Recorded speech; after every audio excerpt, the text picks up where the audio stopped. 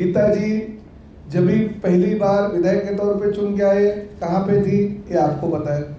फिर बाद में वो कहाँ पे थी वो भी आपको पता है। फिर वो हमारे साथ गुवाहाटी आए, तभी मैं ऐतराज में आ गया कि बाबा ये अचानक यहाँ पे कैसे आ गए।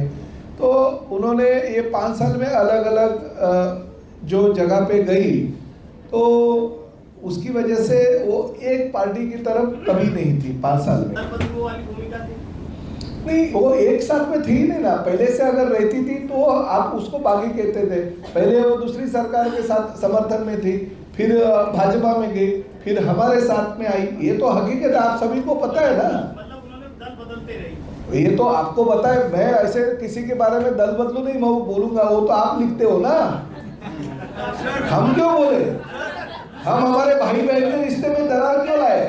नरेंद्र मेहता पहले से भारतीय जनता पार्टी के थे, उसके पहले भी भारतीय जनता पार्टी के थे, आज भी और कल भी रहेंगे। तो हम भारतीय जनता पार्टी और शिवसेना एक ही है।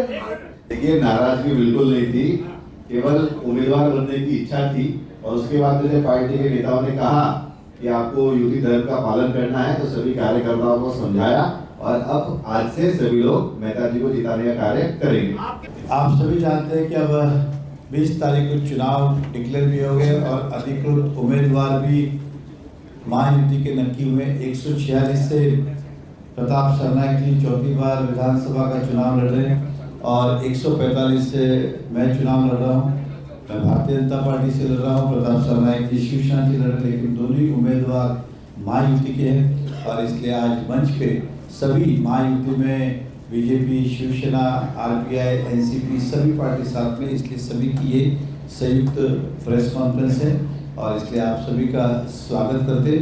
हम इतना ही कहेंगे कि इस पूरे शहर को संदेश देने का प्रयास कर रहे हैं कि महायुति के माध्यम से सभी कार्यकर्ता घर घर तक पहुंचेंगे और ये दोनों ही सीट हम जीत के आएंगे, ऐसा हमारा अटूट विश्वास है।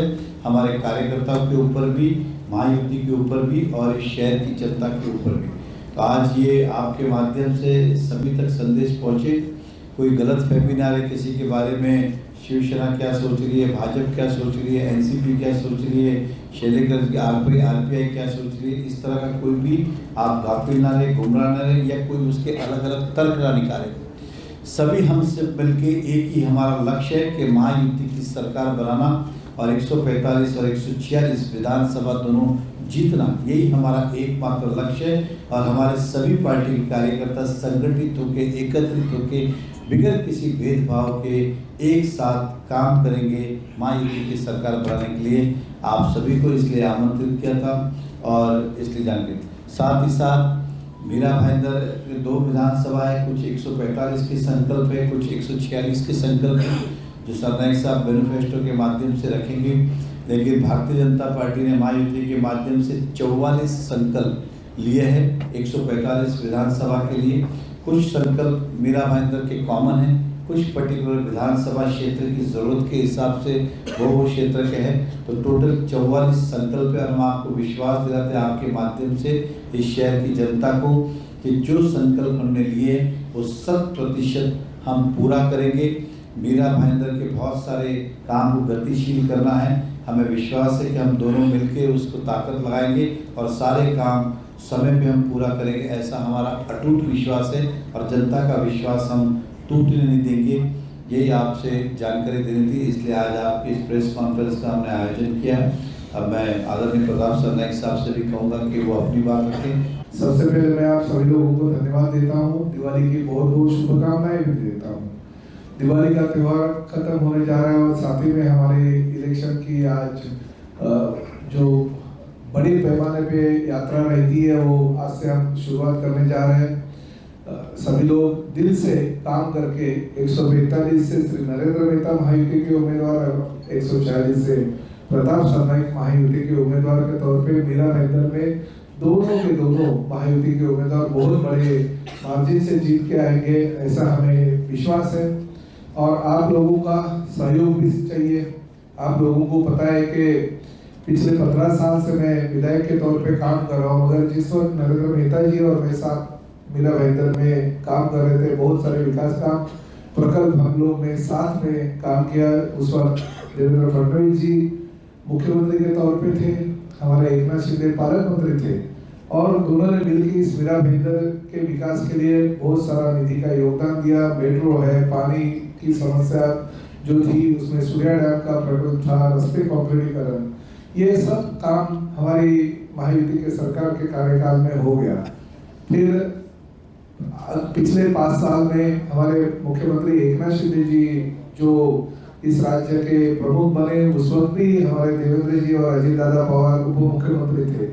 उनके माध्यम से भी शहर में करीब 3000 करोड़ से ज्यादा का निधि हम लोग ने शहर के विकास के लाया। और आपको पता है कि उस दौरान हमारे लता मंगेशकर नाट्यगृह हो, इंदिरा भाई बाबूराव साहब कैशलेस हॉस्पिटल हो, सीमेंट कंक्रीट के रास्ते शहर के सभी महानगर पालिका और एमएमआरडी के माध्यम से हमने बनाए, बड़े बड़े प्रकल्प बनाए। घोड़बंदर किला है, बाला साहब ठाकरे कला दलन का लोकार्पण है, बहुत सारे ऐसे काम जो विश्वास भी नहीं होते थे लोगों को, काम हमने मंजूर करवाए और बहुत सारा निधि भी हमने इस शहर के लिए लिया है।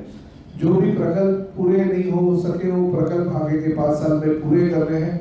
और जैसे नेताजी ने कहा कि कुछ और भी प्रकल्प है जो शहर विकास के लिए जरूरी है, वो प्रकल्प पूरा करने का प्रयास हम दोनों के माध्यम से आगे भविष्य में होगा।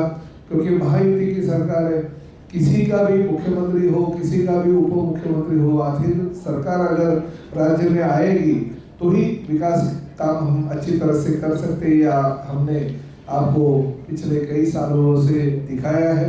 मीरा भाईंदर शहर वैसे छोटा शहर है, इसे हम मिनी इंडिया कहते हैं। सभी जाति धर्म के लोग यहाँ पे रहते हैं और सभी जाति धर्म के लोगों को कुछ ना कुछ देने का प्रयास में करते हुए सभी समाज बांधवों के लिए समाज भवन का निर्माण कर दिया। उत्तर भारतीय भवन हो गया, राजस्थानी भवन हो गया, गुजराती भवन हो गया। हमारे कर्नाटक के लोगों के लिए हमारे महाराणा प्रताप के साथ साथ में हमने छत्रपति शिवाजी महाराज जी और हमारे जो मराठा समाज की मांग थी वो मराठा भवन भी हमने बनाया। तो इस सारे कामों को आगे करते हुए हमें और भी विकास की तरफ इस शहर को लेके जाना है।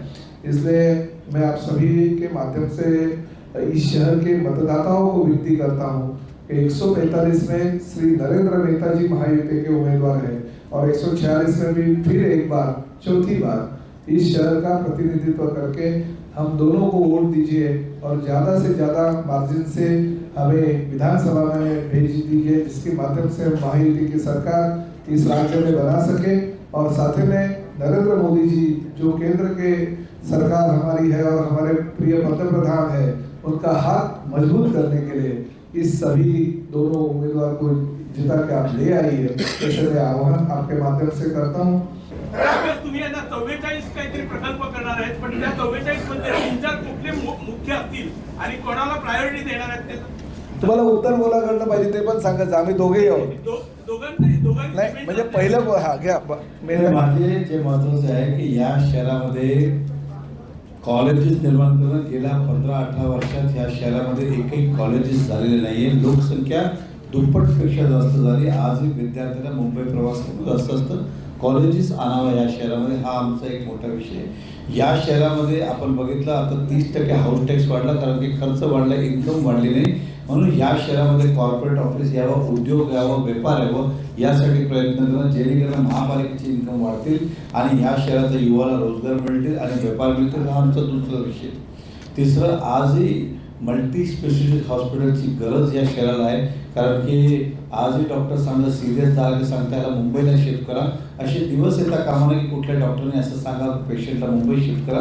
म्हणून सर्व प्रकारचे उपचार या मीरा भाईंदरमध्ये झाले पाहिजे, ही आरोग्य सेवा देणं आमचं काम आहे। पासपोर्ट कार्यालय असतील, RTO ऑफिस असतील, हे मीरा भाईंदरमध्ये आणण्यासाठी प्रयत्न करणं, हा आमचे मुख्य मुद्दे। त्याबद्दलही त्या भागातलं राई बोलाचा शिरोत्रेचा विषय असेल या स्पोर्टचा विषय असेल, अशा बऱ्याचशा अनेक विषय आहेत। पण प्रामुख्याने 3-4 मुद्दे मी आपल्याकडे हे मांडलेले आहे। उत्तमचा घनकचरा प्रकल्प तो शिफ्ट करता येणार नाही, परंतु त्याच्याऐवजी छोटे छोटे प्रकल्प त्या भागात करता येईल का, जेणेकरून त्यांचेही प्रश्न सुटेल आणि शहराला सुद्धा न्याय मिळतील, अशा अनेक 44 मध्ये आमचे संकल्प आहे आणि नक्कीच आम्ही लवकर तो मॅनिफेस्टो बाहेर काढणार आहे। आपल्याला संकल्प